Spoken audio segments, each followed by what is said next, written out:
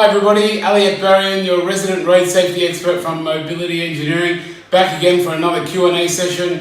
Thanks very much for sending in your questions, and as I always say, please send in more and more of your questions. We love answering them, we love empowering the community and providing information and getting you educated and basically safe. And as I always say, make sure you hit that subscribe button that looks a little bit like this. It's either down there or down there somewhere. Hit that button. We'd love to have you on board as a subscriber. We want to try and get to 1,000 subscribers to help basically industry and help the end users and help Australia to be better in transport and safer in transport. So we'd love your support around that. And let's kick it off with today's question. Okay, so another OT. Once again, we love our OTs out there. Thank you very much for sending in your questions. And it's asking around prescriptions and the liabilities around that and with a sample situation. So basically, what is the prescribers or the OT who's prescribing their professional or legal obligations if a family purchases a vehicle and gets it modified? And let's say for argument's sake in this question they've said, we've got a 7-year-old child, the family gets a prescribed modification for that 7-year-old child for that particular situation. And let's say in 5 years' time, when they're 12, they are larger, their situation is different, and the new wheelchair that they're in, or the new form of transport that they are going to need, is not compliant with what they've got right now and what was prescribed when they were 7. So that is in 5 years' time, after you've done the prescription, the new options for their current vehicle are no longer suitable. So what's our liability and what do we do there, and do you have any suggestions around that? So thanks very much, and it's a great question because this question around what's going on with the liability of the prescribers and all of that kind of thing is coming up a fair bit nowadays, especially with the funding from the NDIS. And we want to make it very clear, we've got all the answers for that, we've spoken to NDIS, and first of all we'll talk about the liabilities around prescribing.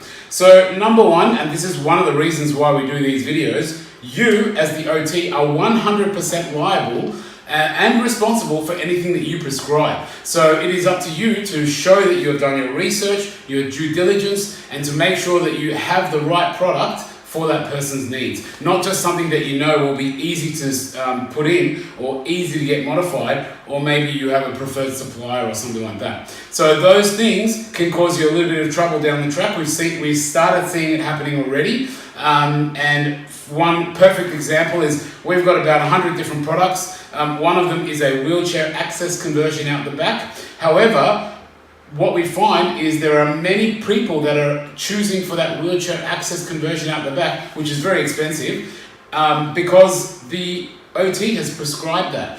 And the reason, when we've done some research, because we've found out that that's not actually the right product for that person, when we've gone back and spoken to OTs and said, hey, how come you've prescribed this? They've said, oh, well, we know that'll get through, or that's the easiest thing to prescribe, or I don't know anything else, so I just prescribe that. Now, that's a big mistake from the OT and puts the OT into a little bit of hot water if the situation arises where someone challenges that and government money is being issued for funding. So please be careful. Please make sure you do choose the right product for the vehicle and for the need, because you are liable. So that's the first thing. Second thing is, what are we looking at for the future and what are we looking at for now?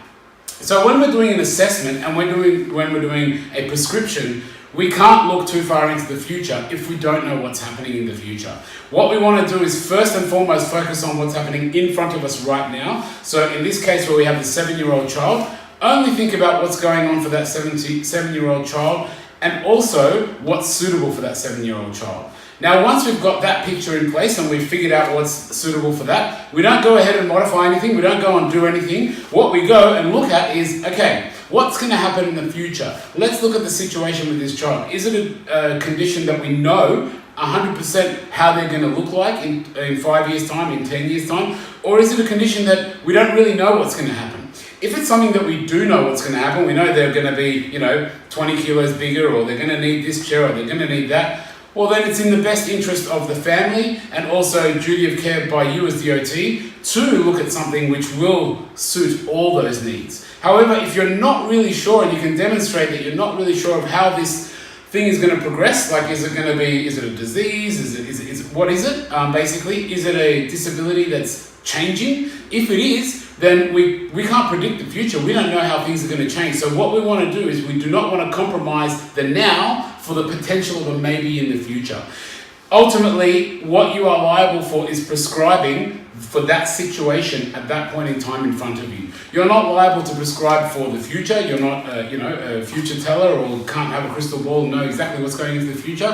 However, you do not want to be challenged in terms of duty of care with people saying that you did know what was going to happen. So if you do know what's going to happen, consider that into your prescriptions and into your choices. If you don't, then just look at the situation in front of you and you're fine. Make sure you've documented everything, show that you've done all of your research, and as we always said, send in a question to us or give us a call and we'll answer it and help you find that right answer.